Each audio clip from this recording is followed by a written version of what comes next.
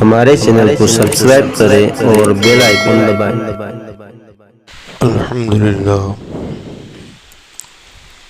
الحمدللہ کفا وسلام علی عباده الذین اصطفى اما بعد فاعوذ باللہ من الشیطان الرجیم بسم اللہ الرحمن الرحیم شہر رمضان الذي انزل فيه القرآن هدى للناس وبينات من الهدى والفرقان فمن شهد منكم الشهر فليصم صدق الله مولانا العلي العظيم بلغنا رسوله النبي الأمين المتين الكريم معزز محترم سامعین کرام، السلام علیکم ورحمۃ اللہ وبرکاتہ۔ ان اللہ وملائکتہ یصلون علی النبی یا ایھا الذین آمنوا صلوا علیہ وسلموا تسلیما۔ اللهم صل على سيدنا ونبينا ومولانا محمد وعلى آله وأصحابه وبارك وسلم صلاة وسلاما عليك يا سيدي يا رسول الله صلى الله تعالى عليه وسلم۔ حضرات گرامی، ہم اور آپ جس بابرکت اور رحمتوں سے بھرپور مہینے کے اندر اپنی زندگی کے لمحات گزار رہے ہیں، یہ بڑا عظیم الشان اور بابرکت مہینہ ہے۔ اللہ تبارک و تعالی نے قرآن مجید فرقان حمید میں سال کے 12 مہینوں کا تذکرہ اشاروں میں اور کنایوں میں فرمایا۔ ان 12 مہینوں میں واحد ماہ رمضان ہے جس کا نام لے کر اس کی فضیلت اللہ نے بیان فرمائی۔ 12 مہینوں میں سوائے رمضان المبارکہ کے کسی اور مہینے کا نام قرآن میں نہیں ہے، اور کسی کا نام قرآن میں آ جانا اس کی فضیلت کے لیے کافی ہے۔ الگ سے اس کے فضائل بیان نہ بھی کیے جائیں، صرف قرآن میں اس کا ذکر آ جانا بہت بڑی بات ہے۔ اللہ تبارک و تعالی ارشاد فرماتا ہے، شہر رمضان الذی انزل فیہ القرآن، کہ رمضان کا مہینہ جس میں ہم نے قرآن کو نازل کیا۔ اللہ کا کلام جس بابرکت اور مقدس مہینے میں نازل کیا گیا وہ ماہ رمضان ہے۔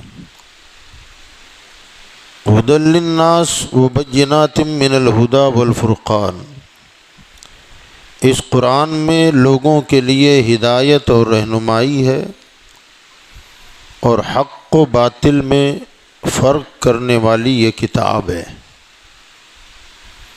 فمن شہید منکم الشہر فلیصم، پس تم میں سے جو کوئی اس مہینے کو پائے تو اسے چاہیے کہ وہ روزہ رکھے۔ اللہ تعالیٰ نے اس میں روزہ رکھنے کا حکم عطا فرمایا، اور الحمدللہ اس امت کی اکثریت اس ماہ مبارکہ میں روزے دار رہتی ہے، روزہ رکھتے ہیں ہم لوگ، اللہ تعالیٰ قبول فرمائے۔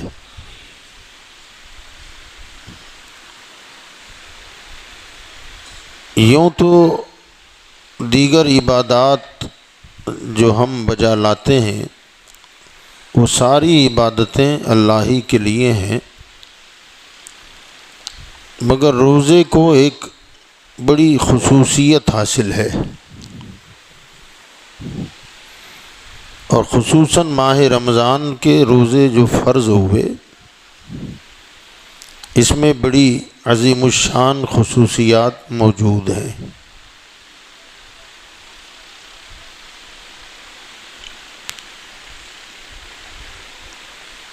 روزہ ایک مشکل عمل ہے اور اس پر بندہ جب عمل کرتا ہے اور روزہ رکھ کر اپنے رب کی رضا حاصل کرنا چاہتا ہے تو اللہ تبارک و تعالی اس بندے سے راضی ہو جاتا ہے۔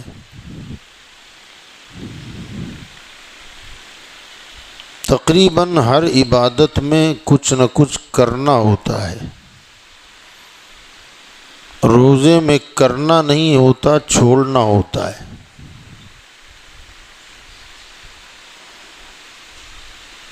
حدیث قدسی میں اللہ تبارک و تعالی فرماتا ہے الصوم لی وانا اجزی بہ، کہ روزہ میرے لیے ہے اور اس کا بدلہ بھی میں خود ہی عطا کروں گا۔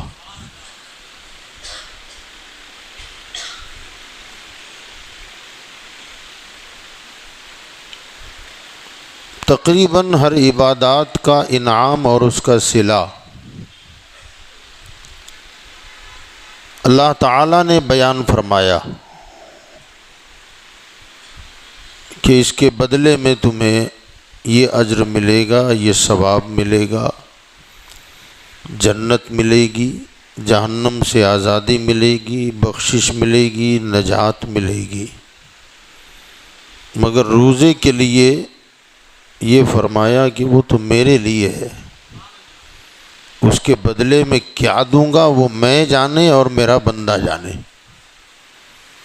جس کے لیے روزہ رکھا گیا ہے وہ خدا جانے اور جس بندے نے روزہ رکھا ہے وہ بندہ جانے۔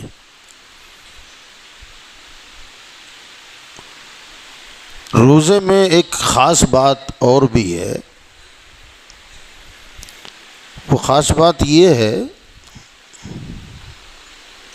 کہ قیامت کا جب دن آئے گا تو بندہ جو حقوق العباد میں مبتلا ہوگا، جس نے حقوق العباد ادا نہ کیے ہوں گے، قرض لیا لوٹایا نہیں، زمین پر ناجائز قبضہ کر لیا، کسی کا حق مارا، تو جب قیامت کا دن آئے گا تو وہ بندے مطالبہ کریں گے کہ مولا اس پر ہمارا یہ حق نکلتا ہے، انصاف فرما، ہمیں بدلہ چاہیے۔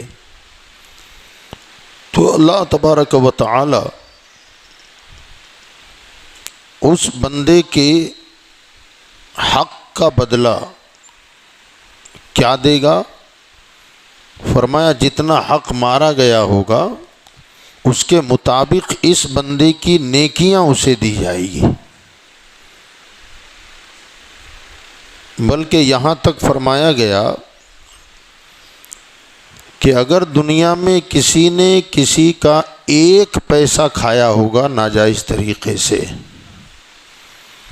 تو اس ایک پیسے کے بدلے میں قیامت کے دن اللہ تعالی جس کا ایک پیسہ کھایا گیا تھا اسے کھانے والے کی 700 نمازوں کا ثواب عطا فرمائے گا۔ 700 نمازیں جو دنیا میں پڑھی تھیں، اور وہ بھی وہ جو مقبول ہوئی، کیونکہ وہی وہاں پہنچے گی جو مقبول ہے۔ اب ہم جو عبادات کرتے ہیں ہمیں خود ہوش نہیں ہے کہ کیا قبول ہو رہی ہے اور کیا رد ہو رہی ہے۔ اللہ قبول فرمائے، لیکن چونکہ ہمارے یہاں عبادتوں میں نقص عیب بہت زیادہ پایا جاتا ہے، لگتا نہیں کہ قبول ہو، امید ہے اس کی ذات سے کہ کمزور ترین عبادت ہماری ہے کہ جو قبول کیے جانے کے قابل نہیں ہے، لیکن امید ہے کہ اللہ قبول فرمائے۔ تو جو مقبول نمازیں ہیں وہ نمازوں سے 700 وہ بھی باجماعت، کون سی؟ جو جماعت سے ادا کی گئی ہیں وہ نمازیں 700 دی جائے گی ایک پیسے کے بدلے میں۔ تو بہرحال جو حق والے آئیں گے وہ اپنے حق کا مطالبہ کریں گے کہ مولا ہمیں اس سے حق دلا دے ہمارا، اس نے یہ کیا تھا وہ کیا تھا، تو اللہ تعالیٰ اس کی عبادات میں سے کچھ دیتا رہے گا، تقسیم ہوتا رہے گا، حتیٰ کہ ایک بندہ وہ ہوگا جس کی ساری عبادتیں، نماز ہے، حج ہے، زکوٰۃ ہے، خیرات ہے، جتنی نیکیاں ہیں وہ بٹتی چلی جائے گی۔ پھر کوئی حق والا آئے گا، وہ کہے گا مولا میرا بھی اس پر حق نکلتا ہے۔ اللہ تعالیٰ فرمائے گا اب تو اس کے پاس کوئی بچا ہی نہیں ہے، نمازیں تو ساری چلی گئیں، حج اس نے کیے تھے، عمرے کیے تھے، زکوٰۃ دی تھی، خیرات کیا تھا، سب بٹ گئے، اب کیا ہے؟ تو وہ بندہ کہے گا مولا ابھی روزہ نہیں تقسیم ہوا، روزہ ابھی بٹا نہیں ہے۔ اللہ تعالیٰ فرمائے گا نہ، وہ تو میرا ہے، وہ روزہ میرے لیے رکھا ہوا ہے، اس نے جو رکھا تھا وہ روزہ میرے لیے تھا، میری عبادت کا، اس میں سے کسی کو کچھ نہیں ملے گا۔ یہ روزے کی اہمیت ہے۔ قیامت میں حق والوں کے حق کے بدلے دوسری عبادات بٹ جائے گی، مگر اللہ روزے میں سے کسی کو کچھ نہیں دے گا۔ فرمایا الصوم لی، روزہ تو میرے لیے ہے، کہ اس میں سے تمہیں کچھ نہیں دیا جائے گا۔ یہ روزے کی اہمیت اور اس کی فضیلت ہے۔ یہی روزے دار، جنت کا ایک گیٹ ہے باب الریان، کیا نام ہے دروازے کا؟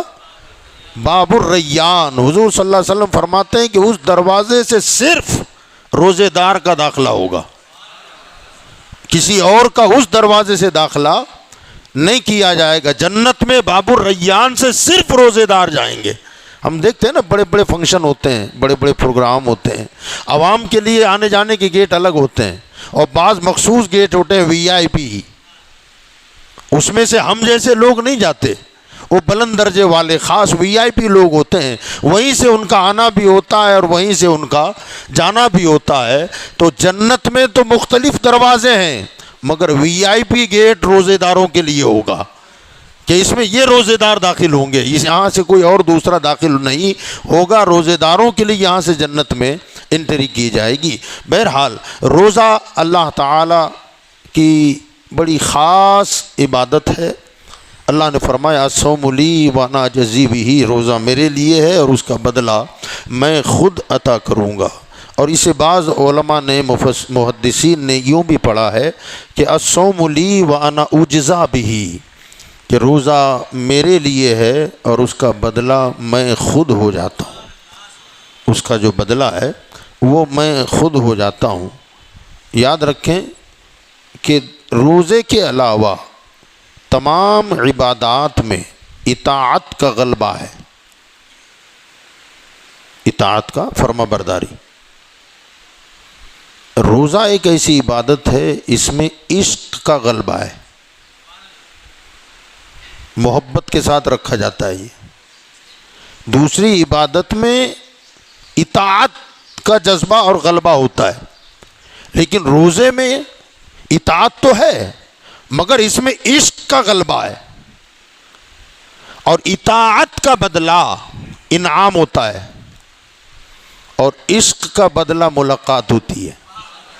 یہ بات اگر سمجھ سکو تو بہت قابل غور ہے، بہت اہم بات ہے۔ یہ اطاعت کا بدلہ انعام ہوتا ہے، فرما برداری کرو یہ انعام دیا جائے گا، یہ انعام، لیکن آدمی عشق میں تڑپتا رہے اور اس کے محبوب کو پتہ چلے کہ میرا عاشق تڑپ رہا ہے، بدلہ کیا ملتا ہے؟ پیسہ؟ کہنا میرے محبوب کو ملاقات کی ضرورت ہے۔ فرمایا ہر عبادت میں اطاعت کا غلبہ اور اطاعت کا بدلہ انعام، اور روزے میں عشق کا غلبہ ہے اور عشق کا بدلہ ملاقات ہے۔ گویا اگر عشق میں ڈوب کر روزہ رکھا جائے، دیکھیں نا، سبحان اللہ کہہ دیں یار، سبحان اللہ کہہ دیں۔ اب دیکھیں رمضان اس سے مراد ہے ریاضت۔ ریاضت تو سمجھتے ہیں آپ، مشقت، محنت، 2 بجے سو کے 4 بجے اٹھنا آسان کام ہے کہ مشکل کام ہے؟ 2 ہی گھنٹے کے بعد جاگ جانا اور اٹھ کر کے نیند کا غلبہ ہوتا ہے، طبیعت میں سستی ہوتی ہے، اس کے باوجود اٹھنا، اٹھ کر توفیق دے کرتے ہوں گے، امید ہے مجھے، تہجد بھی پڑھ لیتے ہوں گے، پھر کچھ کھانا کھا لینا۔ اب اس وقت جب سونے کا غلبہ پیٹ میں، پھر اناج چلا جائے، ایک تو 2 گھنٹہ سو کے اٹھا ہے، اٹھنے کے بعد کھانا کھایا ہے، اب کھانا کھانے کے بعد ایک تو کھانے سے پہلے نیند سے اٹھنا مشکل تھا، اٹھ گیا تو بھی آنکھوں میں نشہ ہے، نیند کا خمار چڑھا ہوا ہے، اب اس کے بعد پھر کھانا کھایا، اب نیند کی کیفیت کیا ہوگی؟ سستی، مگر فجر انتظار کر رہی ہے، کہنا یار اب سو جاؤں گا تو فجر جائے گی، اب سو جاؤں گا تو فجر جائے گی، اب سو جاؤں گا تو میری آنکھ لگ جائے گی، فجر قضا ہو جائے گی۔ اب اس انتظار میں آدمی نیند کے غلبے کو توڑنے کی کوشش کرتا ہے، اور اس طریقے سے وہ کامیاب ہو جاتا ہے، فجر میں آتا ہے، اور فجر میں آ کر بعد میں جا کے، یہ ریاضت ہے، مشقت ہے، محنت ہے۔ اب وہاں سے اس کا روزہ اسٹارٹ ہوا، اب جیسے جیسے دن گزرتا جاتا ہے مشقتیں بڑھتی چلی جاتی ہیں، پیٹ خالی ہو جاتا ہے، زبان خشک ہو جاتی ہے، ہونٹ سوکھنے لگ جاتے ہیں، اور پیٹ کا تقاضا الگ ہوتا ہے، خواہشات ہوتی ہیں کہ یار پانی، پیاس وغیرہ وغیرہ، یہ ساری ریاضتیں ہوتی ہیں، مشقت ہوتی ہے۔ دن ڈھلنے کا جب وقت آتا ہے تو ہماری ایک تو طبیعت میں کمزوری پیدا ہونے لگ جاتی ہے، ضعف اور نقاہت آنے لگ جاتا ہے، پھر اس کے بعد ظہر کی اذان ہو جاتی ہے، اس وقت بھی خمار جیسا معاملہ رہتا ہے، ظہر کی نماز میں آئے، اور عصر میں تو مزید حالت اور کمزور ہو جاتی ہے، ضعف و نقاہت بڑھ جاتی ہے، پھر عصر کی نماز آپ نے پڑھی۔ یہ مسلسل ریاضت ہے، مشقت ہے، مگر اس ریاضت و مشقت کے ساتھ عبادت و ریاضت کرنے والوں کو رمضان کا میم کہتا ہے کہ خالی مشقت اٹھا کر عبادت کر کے یہ مت سمجھنا کہ جنت مل جائے گی، ان ریاضتوں میں جب تک محبت کا غلبہ نہ ہو، یہ میم محبت کی طرف اشارہ کرتا ہے کہ تیری عبادت و ریاضت میں، محنت و مشقت میں اللہ رسول کی محبت کا غلبہ ہوگا، تب جا کر ذوات کہے گا اب تجھے اطاعت کی استقامت کی ضمانت میں دیتا ہوں۔ یہ ذوات جو ہے یہ ضمانت دیتا ہے کہ اب تجھے استقامت ملے گی، اور جب استقامت نصیب ہو جائے تو پھر نون پکار کے کہتا ہے اب تیرے لیے نجات ہے۔ تو ماہ رمضان المبارکہ میں جو روزے کی فرضیت اللہ تعالیٰ نے فرمائی، یہاں ایک سوال اور ہے کہ ہمارے بھوکے اور پیاسے رہنے سے یا ہمیں بھوکا پیاسا رکھنے سے اسے عبادت کا درجہ دیا گیا، اور وہ بھی عظیم عبادت، بڑی عبادت، تو ہماری بھوک اور پیاس سے اسے کیا لینا دینا ہے؟ بندہ بھوکا رہے اور پیاسا رہے، کیا اللہ کو معاذ اللہ کو مزہ آتا ہے کہ میرا بندہ بھوک پیاس سے تڑپتا رہے، اور اس میں پھر اجر بھی دے رہا ہے، ثواب بھی دے رہا ہے، فرماتا میں خود اس کا بدلہ دوں گا۔ باری تعالیٰ تیرا اس میں کیا فائدہ ہے؟ اس عبادت کو، اسے روزے کو، بھوکے پیاسا رہنے کو عبادت کا نام دے دیا، درجہ دے دیا، اور عظیم الشان عبادت۔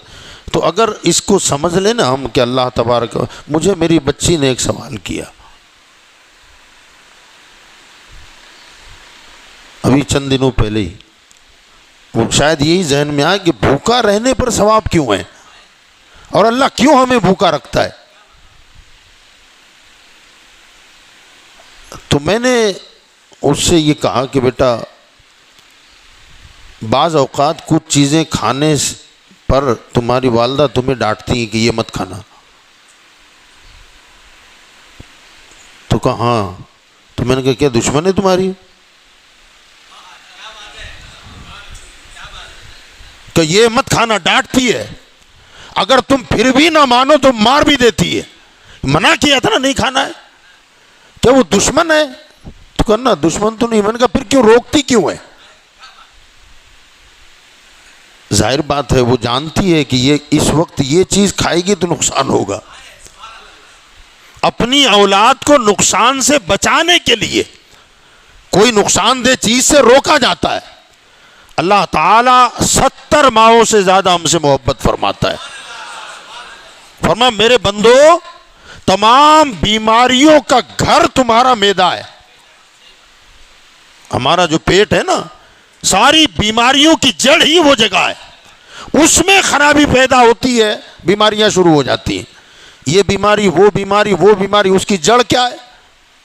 اس کی جڑ پیٹ ہے، ہمارا معدہ ہے۔ یہیں سے بیماریاں جنم لیتی ہیں۔ اب 11 مہینے مسلسل یہ بھرا ہی رہتا ہے۔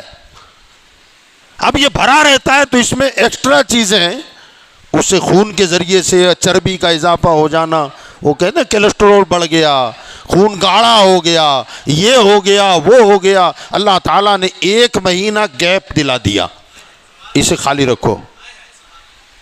اب اسے جب خالی رہے گا نا، یہ تو خالی رہے گا تو ظاہر بات ہے اس میں جو فاضل چیزیں جو ایکسٹرا ہماری طبیعت کے لیے نقصان دہ ہیں، مشین تو چل رہی ہے، آپ سوئیں گے تب بھی مشین جاری ہے، جاگیں گے تب بھی مشین تو ہماری چلی رہی ہے۔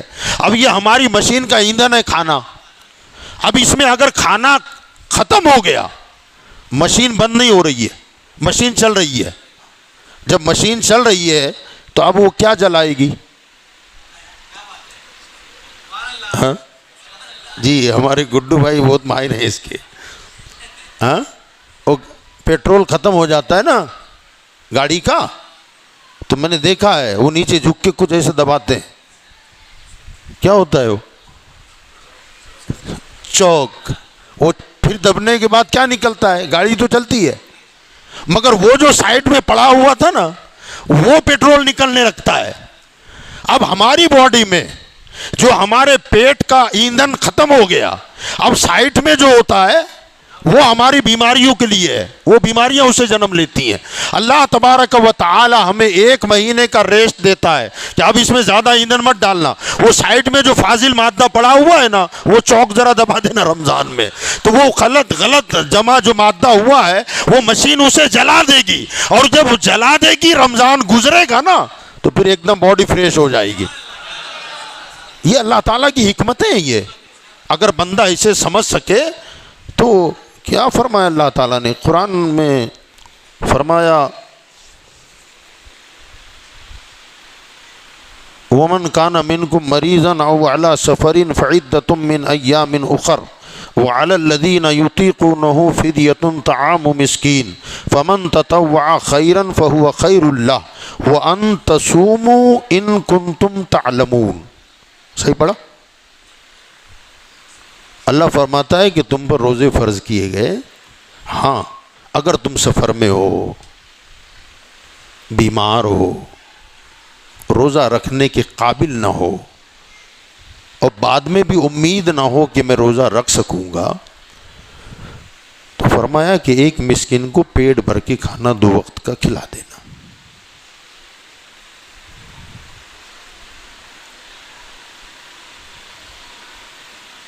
وَأَن تَصُومُوا، کھانا کھلا دو گے یہ فدیہ ہو جائے گا روزے کا، لیکن اگر تم روزہ رکھو خیر لکم، تمہارے لیے بہتر ہے، ان کنتم تعلمون، اگر تم اسے جانو، اگر تم اسے جانو کہ فدیہ دینے سے بہتر ہے کہ میں روزہ ہی رکھ لوں، تو فرمایا تمہارے لیے روزہ رکھنا بہتر ہے۔ مولا کیوں بہتر ہے؟ کہ تو روزے پر غور کر کے تو دیکھ، خود ہی کھل جائے گا، تیرے سامنے آ جائے گا کہ فدیہ دے کے آزاد ہونا بہتر ہے یا مجھے روزہ رکھ کے اپنی باڈی کو فریش رکھنا بہتر ہے۔ تو بہتر اور بھلائی اس میں ہے کہ تو روزہ رکھ لے، کیونکہ اس سے فائدہ تیری اپنی ذات کو ملے گا، تیرے اپنے جسم کو اس سے فائدہ ملے گا۔ تو رمضان المبارکہ میں اللہ تعالیٰ نے ہم پر آپ پر جو روزے فرض کیے ہیں، تو ہمارے اندر جسم کے اندر جو اضافی چیزیں جمع ہوتی رہتی نا، وہ رمضان میں جب بھوک کی شدت ہوتی ہے اور مشین چل رہی ہے تو اسے تو کچھ نہ کچھ جلانا ہے، تو وہ ایکسٹرا چیزوں کو وہ جلا کر راکھ کرتی ہے اور آدمی فریش ہوتا ہے۔ اسی لیے حضور نے فرمایا کہ روزہ رکھو تندرست ہو جاؤ گے، حضور نے فرمایا روزہ رکھو تندرست ہو جاؤ گے۔ کیا حکمت بھرا جملہ ہے، روزہ رکھو تندرست ہو جاؤ گے، یعنی بھوکا رہو اور صحت پاؤ، یہی وہ حکمت ہے۔ سائنس آج جہاں پہنچی ہے نا کہ اس سے کیا فائدہ ہوتا ہے، ہمارے نبی کی نگاہ 1450 سال پہلے دیکھ رہی تھی۔ فرمایا روزہ رکھو صحت مند ہو جاؤ گے، صحت اچھی ہو جائے گی۔ تو یہ ماہ رمضان کا روزہ ایک تو ہمارے لیے اپنا جسمانی اعتبار سے فائدہ، دوسری بات یہ کہ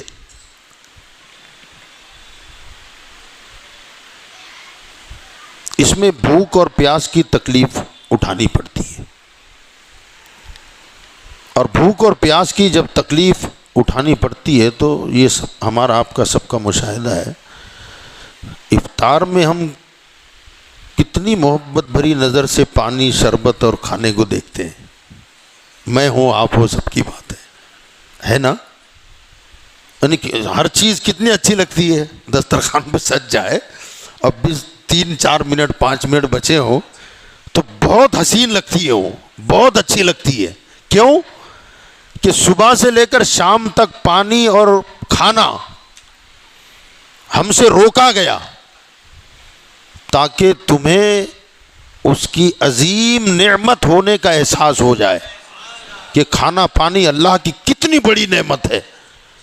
اور جب وہ احساس ہو جائے گا تو شکر کا جذبہ پیدا ہوگا کہ مولا تیرا شکر ہے، کتنا ٹنوں سے پانی مجھے دیتا ہے، کتنا کھانا کھلاتا ہے، مولا تیرا احسان ہے. اس نعمت کی قدر بندہ اسی وقت کرے گا جب اس کیفیت سے گزرے کہ اس کا چھوٹ جانا یا مجھ سے ان نعمتوں کا دور ہونا، تب اس کی قدر ہوتی ہے کہ نعمت چیز کیا ہے. اللہ اپنی نعمتوں کی قدر کروانا چاہتا ہے روزہ رکھوا کر اپنی نعمتوں کی قدر کروانا چاہتا ہے. دوسری بات یہ کہ اللہ تعالی ہمیں مسلسل کھلاتا ہے، پلاتا ہے، کبھی ہمیں بھوک کا احساس نہیں. ایک ہوتا ہے یقین، دوسرا ہوتا ہے عین الیقین، اور تیسرا ہوتا ہے حق الیقین. مثال دے دوں آپ کو میں. مثلا ہم چھوٹے تھے، چھوٹا بچہ جلتے ہوئے چولہے کی طرف جب جاتا ہے رینگتا ہوا، اسے پتہ نہیں ہے کہ آگ جل رہی ہے اور اس سے کیا ہوگا. اب جیسے ہی وہ جو آگ کے قریب جاتا ہے تو ہماری مائیں، ہماری بہنیں، بیٹیاں بچوں کو کیسا ڈراتی، او بیٹا ہاں. تو وہ بچہ بھی سمجھتا ہے کچھ ہے، حالانکہ اسے ہوش نہیں کیا ہے، لیکن کچھ ہے. اب اس کے ذہن میں ایسا بیٹھ جاتا ہے نا کہ یار یہ نقصان دہ چیز ہے، میری ماں نے مجھے مسلسل ڈرایا ہے، مگر نقصان کیا ہے اس کا پتہ نہیں ہے. اسے یقین ہو جاتا ہے کہ یہ نقصان دہ چیز ہے. آئندہ 2 5 10 مرتبہ جب ماں اسے ہا کر کے ڈراتی ہے تو اس کے بعد یہ ہوتا ہے کہ وہ بچہ خود ہی محسوس کر لیتا ہے کہ یہ کوئی نقصان دہ. اب اسے یقین ہے کہ نقصان ہوتا ہے، مگر کیا نقصان ہے معلوم نہیں ہے. اس نے سنا ہے کہ خطرناک چیز ہے، خطرے والی چیز ہے، تو اسے یقین ہے مگر ماں کے کہنے پر یقین ہے، مگر ماں کے کہنے پر یقین ہے. دوسرا ہے عین الیقین. اب تک اس نے سنا تھا کہ کچھ نقصان ہوتا ہے، مگر اس نے دیکھا کہ کوئی بندہ آگ میں جل گیا اور وہ دیکھ رہا ہے، وہ تڑپ رہا ہے، آگ بھڑک رہی ہے، اور دیکھتے دیکھتے چند منٹوں میں وہ کوئلہ ہو کر مر گیا. اب اس نے جلتے ہوئے آنکھ سے دیکھا ہے. اب جو یقین تھا نا وہ پہلے والی منزل سے آگے بڑھ گیا. وہ تھا سنا ہوا یقین. اب جو ہوا یہ، ہاں اسے کہتے ہیں عین الیقین. میں نے آنکھ سے دیکھ کر یقین کیا ہے کہ بندہ تڑپتا کیسا ہے اور چیختا کیسا ہے اور جلتا کیسا ہے. یہ ہے عین الیقین. مگر ابھی اسے احساس نہیں ہے، خالی چیخنا دیکھا، تڑپنا دیکھا، بلکنا دیکھا اور جل کے کوئلہ ہونا دیکھا ہے، مگر کبھی ایسا ہو کہ وہ خود ہی آگ میں گر گیا، وہ خود آگ میں گرا. اب جو اسے احساس ہوتا ہے نا، اس کا نام ہے حق الیقین. پہلے ماں سے سنا تھا، یقین تھا، بندے کو جلتا ہوا دیکھا، اب ہے عین الیقین. اب جب خود جلنے لگا، اب اسے کہتے ہیں حق الیقین. کیا ہے یہ؟ ہاں تو اب اس کو سمجھیے آپ. حق الیقین والا وہ ہے، گردن کاٹ دو اس کی اور بولو کہ آگ ٹھنڈی ہے. بولو مانے گا؟ کبھی نہیں. میں آزما چکا ہوں، جلا ہوں، 15 دن ہاسپٹل میں رہ کے آیا ہوں. مجھے مت بتا کہ آگ ٹھنڈی ہوتی ہے، آگ میں جانے سے کوئی تکلیف نہیں. مانے گا؟ کبھی نہیں مان سکتا. وہ کہے گا دوسروں کا یقین خالی سنا ہوا ہوگا، بعضوں کا دیکھا ہوا ہوگا، میرا آزمایا ہوا ہے، میں جل کے نکلا ہوں اندر سے، اللہ نے مجھے شفا دی ہے. تو یاد رکھیے گا، اسی طرح ایک ہے بھوک، پیاس، اس کا غلبہ ہوتا ہے، آدمی کمزور ہوتا ہے اور آدمی نڈھال ہو جاتا ہے، پریشان ہو جاتا ہے، بھوک کی کیا کیفیت ہے۔ اب ہم سن رہے ہیں مگر زندگی میں کبھی پیٹ خالی رہا ہی نہیں، تو اس کا احساس کتنا ہوگا؟ وہ سننے کے حد تک رہے گا کہ غریب ہوتے ہیں، شام کو کھاتے ہیں، صبح نہیں ملتا، دوپہر کو نہیں ملتا، ایک ٹائم کھانا کھاتے ہیں، 2 ٹائم بھوکے رہ جاتے ہیں، کبھی کبھی پورا دن فاقے سے گزرتا ہے۔ کتنے مجبور لوگ ہیں۔ اب میرا پیٹ کبھی بھوک سے خالی ہوا ہی نہیں ہے تو میں خالی بڑی بری بات ہے یار، مگر وہ احساس جو جاگنا چاہیے نا وہ نہیں جاگتا، وہ نہیں جاگتا۔ اللہ تعالیٰ نے ہمیں اور آپ کو روزہ رکھوا کر اس کیفیت سے گزارتا ہے، یہ سمجھنے والی بات ہے۔ اس کے میرے بندے خالی یقین اور عین الیقین نہیں، میں تجھ سے روزہ رکھوا کر بتاتا ہوں کہ بھوک کیا ہوتی ہے اور بھوک میں کیا کیا ہوتا ہے۔ مولا مجھے اس کیفیت سے کیوں گزارنا چاہتا ہے؟ تاکہ تیرے سامنے جب کبھی کوئی بھوکا آئے نا تب تجھے پتہ لگے کہ بھوک ہوتی کیا ہے اور غریب کو کھانا کھلانا کیا ہوتا ہے۔ یہ اللہ تعالی ہمیں احساس دلانا چاہتا ہے کہ غریبوں کے ساتھ تمہاری ہمدردی کیسی ہونی چاہیے۔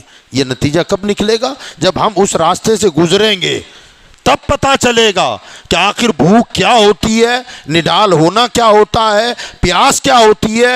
اس سے ہمارے دلوں میں رحم کا جذبہ جاگے گا، اور جب مہربانی کا جذبہ جاگے گا تو اس سے پھر سوسائٹی میں ایک دوسرے کی محبتیں بڑھے گی کہ یہ فلاں تکلیف میں اس کی مدد کر دو، یہ بھوکا ہے اسے کھانا کھلا دو، یا فاقے سے گزر رہے ہیں یا ان کے کھانے کا انتظام کر دو۔ اللہ تعالی ہماری سوسائٹی میں ایک دوسرے کے ساتھ محبت کا رشتہ جوڑنا چاہتا ہے۔ یاد رکھیے گا، تقریباً انبیاء کرام کو آپ دیکھیں یا سنا ہوگا یا پڑھا ہوگا آپ نے، تقریباً انبیاء کرام کا پیشہ بکریاں چرانا رہا ہے۔ سنا ہوگا آپ نے، بکری پالنا چرانا یہ نبیوں کی سنت ہے۔ پچھلے نبیوں نے بھی بکریاں چرائیں، ہمارے آقا نے بھی بکریاں چرائیں۔ علماء فرماتے ہیں کہ نبیوں سے اللہ تعالیٰ نے بکریاں چروانے کا کام کیوں لیا؟ اور تقریباً انبیاء کرام بکریاں چراتے تھے، آخر اس کا ریزن کچھ تو ہوگا نا، دوسرا بھی تو کام کر سکتے تھے، مگر تقریباً ہر نبی کی زندگی میں بکری کا ذکر ملے گا، بکریاں چراتے تھے۔ اب ہم تو اسے سنت سمجھ کر پال لیتے ہیں یا جو بھی ہے وہ اپنی جگہ، لیکن اس کا ریزن کیا ہے، اس کی وجہ کیا ہے؟ تو بکری ایک ایسا جانور ہے، جب بکریوں کا ریوڑ ہوگا نا تو دوسرے جو جانور ہیں جب انہیں چرانے کے لیے آپ جنگل میں چھوڑیں گے تو جہاں انہیں چارہ مل گیا تو وہاں سکون کے ساتھ وہ چرنا شروع کرتے ہیں، کھاتے رہتے ہیں۔ چرانے والا آدمی آرام سے بیٹھے گا کہ بھرپور چارہ ہے، اب یہ کچھ نہیں کریں گے، کھاتے رہیں گے۔ لیکن بکری ایک ایسا جانور ہے، اس کے سامنے چاہے جتنی ہریالی ہو، وہ گائے بیل بھینس جیسا ایک جگہ چرتی نہیں ہے۔ یہاں ایک منہ مارا، وہاں ایک منہ مارا، ادھر منہ مارا، ادھر میں مسکرانے، آپ کو زیادہ پتہ ہے اس کا۔ وہ ایک جگہ طبیعت میں ٹھہراؤ لا کر نہیں چرتی ہے، چاہے جتنی ہری بھری جگہ ہو، 1 یا 2 منہ مارے گی بس اور نکل جائے گی آگے۔ 10 فٹ 15 فٹ کے بعد ایک منہ مارے گی، 17 فٹ کے بعد پھر ایک منہ مارے گی۔ وہ چلتے پھرتے اور چلنا مسلسل رہتا ہے۔ اور 50 بکری ہو تو ذرا سوچیں آپ، اب ان 50 بکریوں کے پیچھے ریوڑ جو چرانے والا ہے اسے سب کو سنبھالنا ہے، اسے سب کو سنبھالنا ہے، اور طبیعت جمع کر کے ایک جگہ سے نہیں چرتی، دوڑتی رہتی ہے، دوڑتی رہتی ہے، دوڑتی رہتی ہے۔ اب ان کے دوڑنے میں چرانے والے کی حالت خراب، وہ اسے دوڑنا پڑتا ہے۔ اور کمال یہ ہے کہ گائے بھینس کو جس زور سے ڈنڈا مارتا ہے آدمی غصے میں، اتنے زور سے اگر بکری کو ایک لگ جائے نا تو مری جائے۔ اب ایک تو پورا دن دوڑاتی ہے، اور 2 ادھر نکل گئی، 4 ادھر نکل گئی، 2 ادھر نکل گئی، 1 ادھر نہیں، انہیں سنبھالنا پڑتا ہے، اور مار بھی نہیں سکتے، طاقت سے مار دیا تو مر جائے گی۔ یہ کرنے سے بکری چرانے والوں میں صبر کا مادہ زیادہ پایا جاتا ہے۔ اس کی حکمت، ان میں صبر کا مادہ، برداشت کرنے کی قوت زیادہ ہوتی ہے۔ 50-60 बकरियां पूरे मैदान में इधर भागे उधर भागे, और ये दौड़ रहा है, उसको समेट रहा है, मार भी नहीं सकता, मोहब्बत के साथ ही लेना पड़ता है, इधर रास्ता है उधर ये है वो, मोहब्बत के साथ। फरमाया अंबियाए कराम से ऐलान नबूवत से पहले अल्लाह ताला बकरियां इसलिए चराता है कि एक वक्त आएगा तुम्हें ऐलान नबूवत करना पड़ेगा। बकरियां ने कम सताया, ये उम्मत ज्यादा सताने वाली है, ये उम्मत तुम्हें ज्यादा हैरान करने वाली है। अब तुम्हें बकरियां चरवा कर उनके अंदर कुव्वत बर्दाश्त को पैदा किया जाता है और सब्र का मादा उनके अंदर ज्यादा पाया जाता है। अब उम्मत जितना हैरान करे, बद्दुआ नहीं देते हो। कितना परेशान किया हुजूर को, कभी बद्दुआ दी हुजूर ने ना, सब्र करते रहे। बकरियां चरवाने का मकसद ये होता है, बस इसीलिए अल्लाह ताला प्रैक्टिकली तौर पर हमें भूख से गुजारता है, ताकि अगर कोई भूखा आए तो तुम्हें अपने रमज़ान की प्यास भी याद आ जाए, अपना भूखा रहना याद आ जाए, और फिर तुम उसके ऊपर मेहरबानी करते हुए उसे खाना खिलाओ। इसे कहते हैं मवासात, एक दूसरे के साथ हमदर्दी का महीना है। ये हमारे अंदर दर्द पैदा करता है, एक कैफियत पैदा करता है कि कमज़ोर और बेसहारा और भूखे प्यासे लोगों के साथ हमदर्दी जगाता है ये महीना। इसलिए अल्लाह ताला ने हम पर आप पर रोज़े फ़र्ज़ किए कि एक दूसरों की अहमियत को और भूख को प्यास को हम खुद भी महसूस कर सकें। अल्लाह ताला हमें और आपको माह रमज़ान की तमाम तर बरकतों से माला माल फरमाए, माह रमज़ान मुबारक की बरकतों से भी माला माल फरमाए, और अल्लाह हमारे रोज़ों को भी अपनी बारगाह में शरफ़ कबूलियत अता फरमाए। माह रमज़ान में अल्हम्दुलिल्लाह खैर खैरात का जज्बा भी बढ़ जाता है। लोग आम तौर से माह रमज़ान ही में ज़कात निकालते भी हैं, इसके अलावा भी खैरात करते रहते हैं। यकीनन अच्छी बात है, बड़े अजर का काम है, बड़े सवाब का काम है। आप लोग जानते हैं अल्हम्दुलिल्लाह ऑल इंडिया कादरी मिशन दीनी इस्लामी कामों को पिछले कुछ सालों से अंजाम दे रहा है, और अल्हम्दुलिल्लाह उसमें कामयाबी के साथ इसका सफ़र जारी व सारी है। पिछले 6 महीने के अंदर अंदर अल्हम्दुलिल्लाह कादरी मिशन के ज़ेर एहतमाम 3 आलीशान मस्जिदें तामीर हो गई,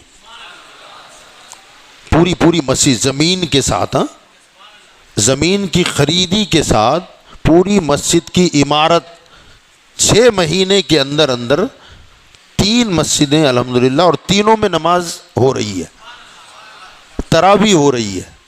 अल्लाह का शुक्र है, आप लोगों की दुआएं हैं और आप लोगों का ताउन है। और दूसरी बात ये कि ये 6 महीने में जो 3 मस्जिदें तामीर हुई, तो तीनों मस्जिद में 2-2 हाफिज़, कितने हुए? 6, और ये 6 के 6 हाफिज़ मदरसा दारुल निज़ामिया गुलशन ताजुशरिया जो कादरी मिशन के ज़ेर एहतमाम चलता है, वहीं के बच्चे वहाँ कुरान सुना रहे हैं। और दूसरी हैरत की बात ये बता दूं आपको कि वो शायद 2 को छोड़कर बेस्तान के बच्चे हैं। नहीं समझे आप लोग? जो समझे वो सुभान अल्लाह बोल रहे हैं। 2 बच्चे बाहर के हैं, बाकी जो बच्चे हैं वो कहाँ के हैं?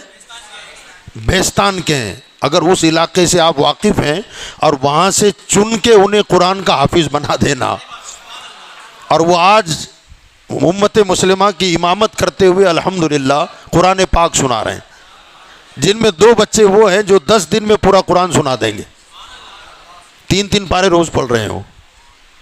और हमारा मकसद भी यही था कि जाहिर बात है जो झोपड़पट्टी वाले इलाके होते हैं, उमूमन वहाँ जो हालात हैं आप बहुत अच्छी तरह जानते हैं, वहाँ के जो जुआ है, शराब है, दूसरी जो खराबियाँ हैं, और हर एक झोपड़पट्टी में 2-5 आदमी तो भरपूर बिगड़े हुए होते हैं। और जहाँ 10-15 झोपड़पट्टियाँ टूट के चली जाएं तो वहाँ आवारा किस्म के, गुंडे किस्म के लोगों की तादाद में इजाफा हो जाता है। और जब इजाफा होता है तो फिर माहौल बिगड़ना की क्या कैफियत होती है। अब वहाँ के जो हालात हैं वो मैंने ज़रा करीब से देखे थे, उसी वक्त से हमारे दिल में ख्याल आया था कि जो बिगड़े हैं उन्हें सुधारना बहुत मुश्किल है, इनकी औलाद को सुधार दो, बात की आने वाली नस्लें खुद सुधर जाएगी। तो हमने ये कोशिश की अल्हम्दुलिल्लाह, आने वाले اب جو سال بیتے گا نا، اب جو سال گزرے گا انشاءاللہ، مجھے کنفرم فیگر معلوم نہیں ہے، آنے والے شعبان میں تقریباً میرا خیال ہے 10 بچیاں وہاں سے وہ نکلے گی جو عالمہ اور فاضلہ ہوگی انشاءاللہ، وہ سب کے سب بہستان کی ہیں۔ اب ظاہر بات ہے کسی کے ابا جواری ہوں گے اور کوئی شرابی ہوگا یا کچھ نہ کچھ ہوگا، ان کی بچیاں یا ان کے بیٹے حافظ قرآن بنے، بیٹی عالمہ فاضلہ بن جائے، تو ظاہر بات ہے وہاں سے انشاءاللہ سدھار کا ایک راستہ ہمیں مل جائے گا۔ اور آج نہیں، کوشش کرنا ہمارا کام ہے، نتیجہ اللہ کے اختیار میں، کوشش ہم کر رہے ہیں۔ بہرحال یہ سب آپ کے تعاون سے چلتا ہے۔